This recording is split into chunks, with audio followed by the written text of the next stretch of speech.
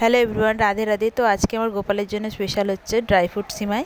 তো এটা বানাতে আমি প্রথমেই কড়াটা গরম করে নিই, তাতে সামান্য পরিমাণে ঘি দিয়েছি।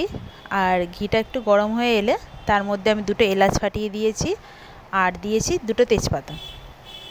একটু নেড়ে চেড়ে নিয়ে এবার আমি এর মধ্যে দিয়ে দেবো আগে থেকে কেটে রাখা বা কুচি কুচি করে রাখা ড্রাই ফ্রুটগুলো। আমি ড্রাই ফ্রুটের মধ্যে নিয়েছিলাম কাজু, কিশমিশ, আমন্ড, পেস্তা, অনেক কিছু দেওয়া যায়, তো আমি এই 4 রকম জিনিসই দিয়ে দিয়েছি।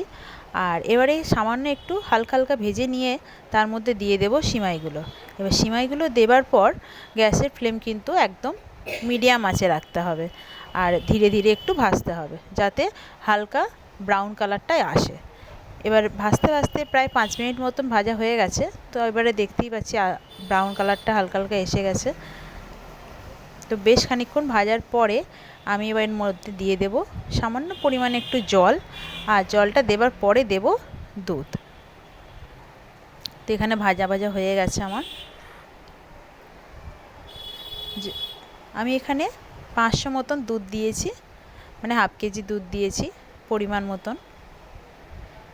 দিয়ে বেশ খানিকক্ষণ নেড়ে চেড়ে নিতে হবে। এবার এর মধ্যে দিয়ে দিয়েছিলাম সামান্য একটু লবণ আর পরিমাণ মতন চিনি। তো এটা দিয়ে বেশ কিছুক্ষণ ফোটাতে হবে।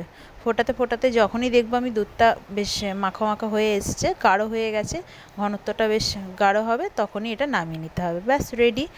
তো ড্রাই ফ্রুট দিয়ে সিমাই আমি গোপালকে প্রসাদ দিয়েছিলাম।